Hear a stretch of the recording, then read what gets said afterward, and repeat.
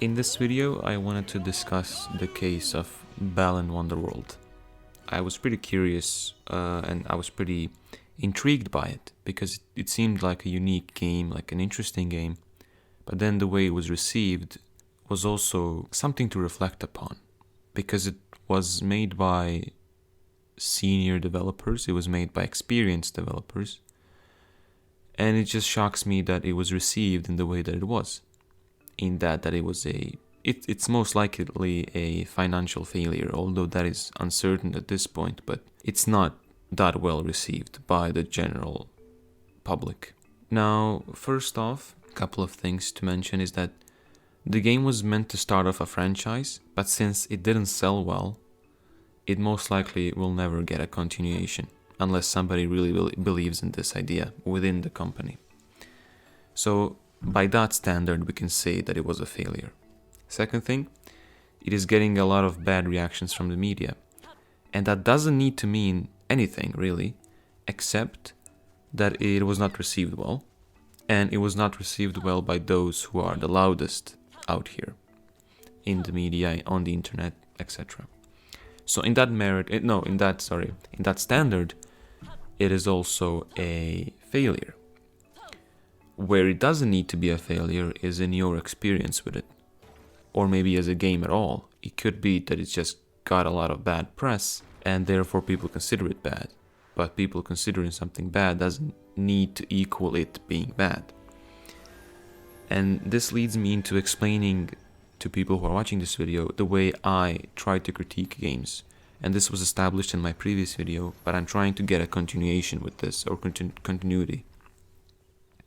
And that is that I try to judge games based on what they are trying to achieve and then seeing if they fulfilled the thing that they were setting out to fulfill. And the reason I do that is because I do see that some games are getting judged on unfair grounds.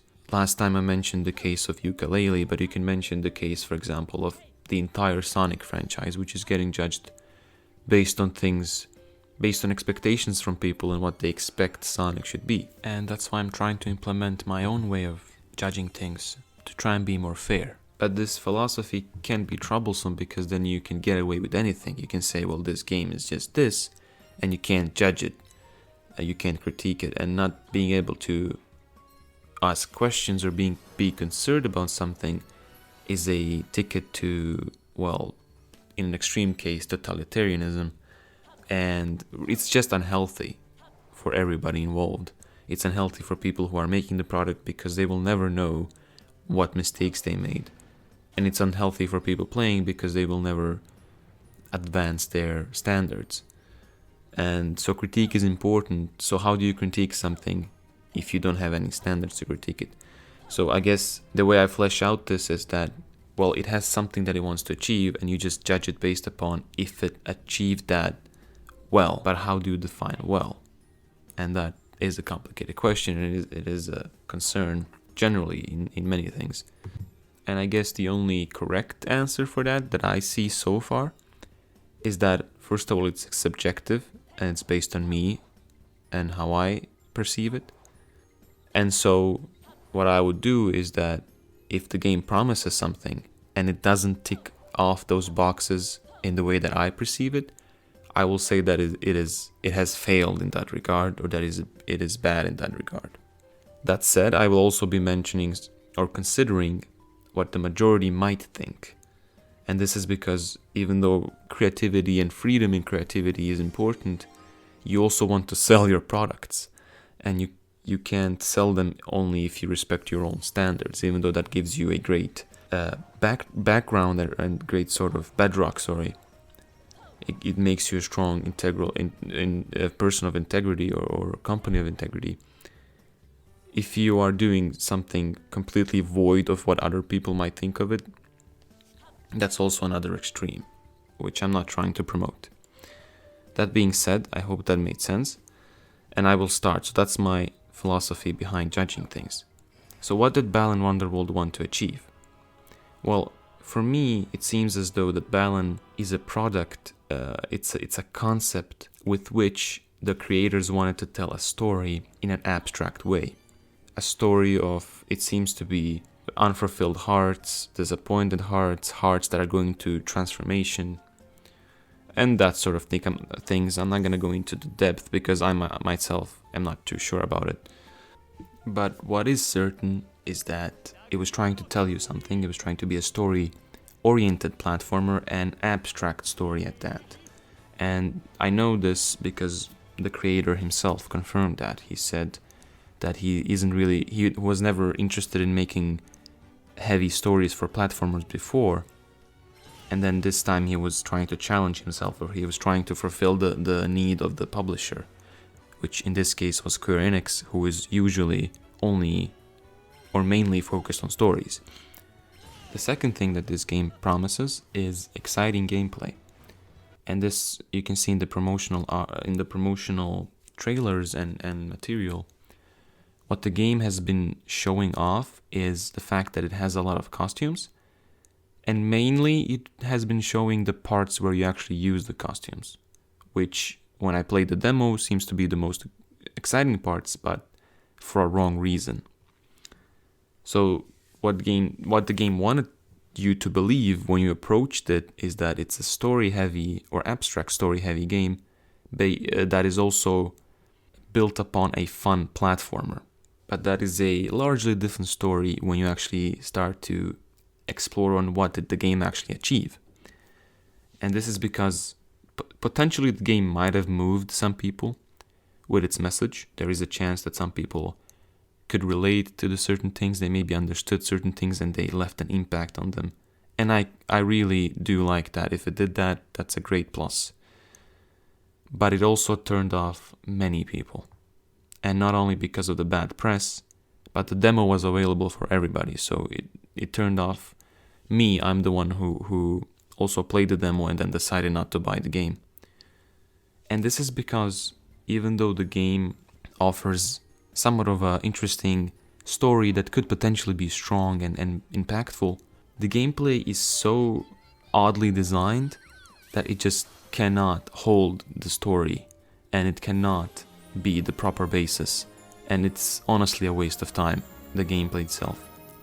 And I'll try to explain this because I am somebody who's trying to get into game design, and it's important for me to reflect upon these things, because if I was ever to design a game with a deep message and then just have a bare bones vanilla platformer holding that structure, I would end up with a failure, and this is an example of that, and that's why it's important to reflect upon it. So before I conclude actually, I'll first tell you what concrete things why this gameplay is not good, or game design, and in the end the game itself. And fundamentally it's a vanilla basic platformer, the most basic you can get. And that's not inherently bad. But what is bad is the way they approached mechanics. Every platformer has to have some mechanics. Even basic platformers like Mario, back in the day when first Mario games were coming out, they had a run button, for example, and they had enemies with you can chain jumps. Then if you were to consider 3D platformers like Crash Bandicoot, even though Crash Bandicoot is as basic as you get, it still had fun movement, fluid movement, excellent collision. It has decent precision as well. I recently played it. The remake, at least, Crash Bandicoot and Insane Trilogy. And they had things going for them, in a way that the way the game moved away from only jumping was fun, and it was smooth, and it was intuitive. The way Balan Wonderworld moves away from only jumping is slow, boring, unintuitive, and if I need to use one word to describe it all, bothersome. It's a bothersome process. It's extremely boring to go through. The demo bored me, even though it has, I believe, 3 levels, or at least 3 stages, and then not as many 2 acts on the first stage, and then 1 act per other. It's just boring. It's not exciting at all, because everything you want to do, first of all, takes ages to get there because the movement is not the best. It's not the worst either. It feels smooth, somewhat, but because you have to backtrack a lot, it ends up being really slow. So the biggest mistake that the game does is that besides jumping, when you actually have to do other things, for every other action, you need a costume. And every other costume has a single action. And this was the only way that they could make 80 costumes. Because otherwise, you couldn't do that. That's too many costumes. Now, why is this bad? It's bad because... Why are the costumes bad? Because everything was locked, and everything is locked behind them. And when I say everything, I mean almost everything, pretty much. Except that every costume that can jump, it can also technically hurt enemies. That's one thing. But everything else is locked. You can't have a higher jump, you can't have a delayed jump like a flutter jump, you can't run faster, you can't break through objects that are breakable. There's so many things that are locked. And then the biggest problem there is not just that. The biggest problem is that changing from costume to costume is not instant, and stacking costumes is basically impossible because you can only carry 3 costumes at the same time, and if you lose a costume, you lose it permanently. You can stack up the costumes a bit, but not too much. So if you lose the stock, you have to go back to where you found it, maybe even to a previous stage where you found it, get the costume, and then come back to the level where you are now to use the costume.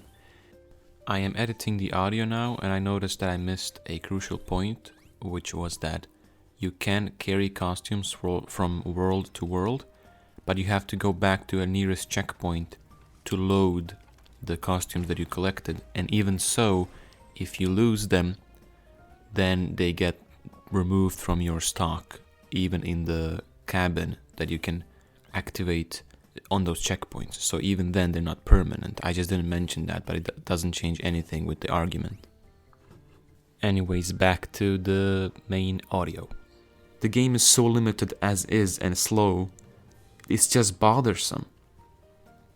It's just not achieving what it promised, which is action, and that's something that I mentioned at the start.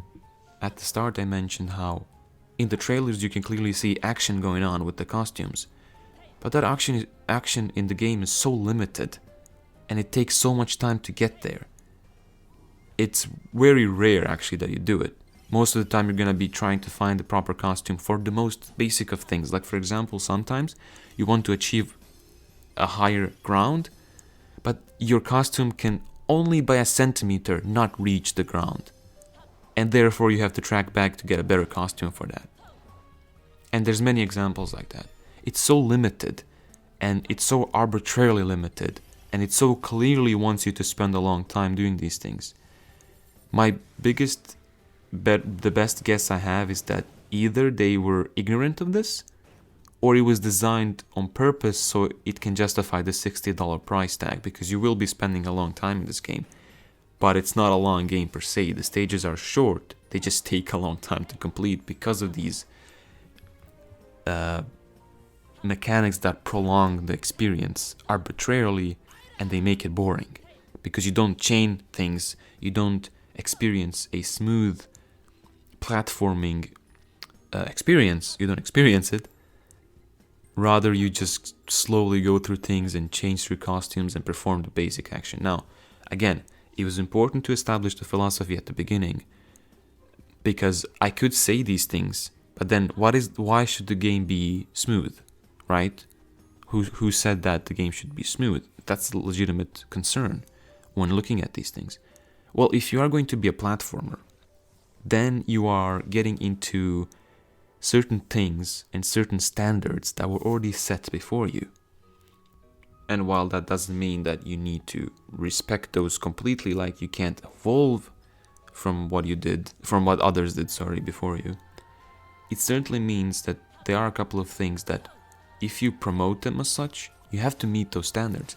If you promote Balan Wonderworld as a action-oriented platformer, which they did, clearly, with clear taglines and clear trailers saying those things, then if you deliver a slow-paced, boring, monotonous platformer with bothersome mechanics which just drag the experience, and then you failed, then you made a mistake. And then it's not about having your own standard, it's about not achieving what you actually said you will achieve.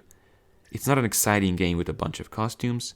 It's a game that locks basic mechanics that other platformers will have behind costumes, and then that mechanic of costumes is also just padding and bothersome and not intuitive. If you promote it as action, you have to deliver on the action.